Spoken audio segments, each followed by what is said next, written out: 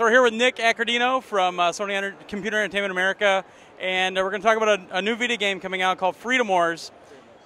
Tell us all about it. You were telling me online the other night in the party chat, and it sounded pretty interesting. We got to play it, but tell us what it's all about. Yeah, so Freedom Wars is a brand new IP coming out of our Japan studio. It's actually a collaboration between the Japan studio, Dimps, and Shift. And just for some context, our director is the guy who directed Street Fighter 4, our producer is the guy who produced Patapon, and our designer is the guy who designed God Eater. So it's a 4-player action game, kind of in the realm of Soul Sacrifice, if you know what those kind of games are like. I was actually thinking Soul Sacrifice when we were playing it. Yeah, kind of like that. You know, those games are really popular in Japan, and this title is hugely anticipated.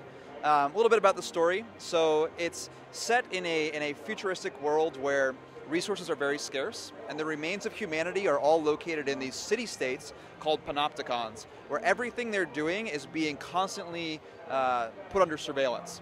So from birth, everybody is kind of a prisoner. They have this million-year sentence to work off, and the only way you can do that is by completing missions given to you by this central authority, a mission like we just played 4-player cooperatively. So really, it's called Freedom Wars because you're fighting for your freedom. You're trying to get that sentence down. And the game's story, very robust story, is going to explore all the themes of what freedom is actually about. So you said 4-player, is it going to be online and ad hoc? We played ad hoc here, yep. so. Yep, so 4-player cooperative, online and ad hoc multiplayer, and as well as an 8-player online competitive mode. So you saw in the demo we were playing, we were actually taking down gigantic enemies called abductors and saving civilians from them, giving contributing to society and working off that sentence. But there's also going to be situations where panopticons attack other panopticons and try to abduct citizens from one another, since humans are also a great resource, right? So there's going to be times when you're actually fighting people just like you that are humans. So yes, 4v4 online competitive multiplayer. So what about the single player? Obviously it's a handheld, we can't be online all the time.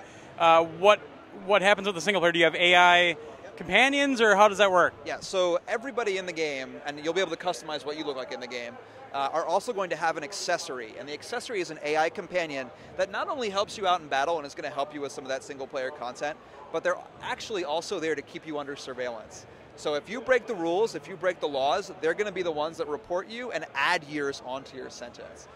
Is there a full story, or is this more, okay. So yes, absolutely. Very robust story.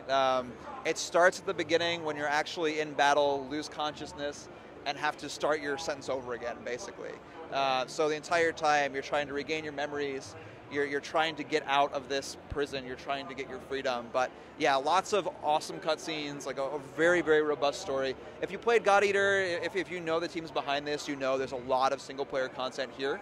And again, a million-year sentence, there's going to be times where you want to replay missions, you're going to want to go online with people and play.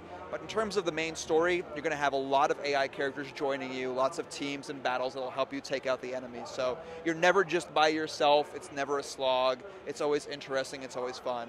And you saw the thorn that you use, I think, is what really kind of differentiates it from other, games. Yeah, there's a lot of control options in it.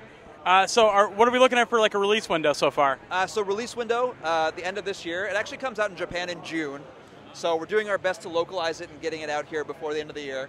So stay tuned. We'll give you pricing and official information on that version. No, we want a price now. It's on the internet. We have to have it now. Yeah, I think there's some placeholder prices out there, but I don't know that those are officially set.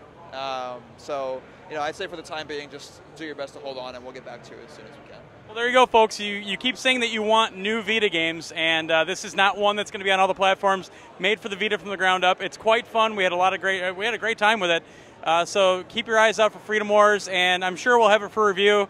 Maybe we'll have to talk to Nick again very soon too. Absolutely. I'll see you online. All right. Thanks very much.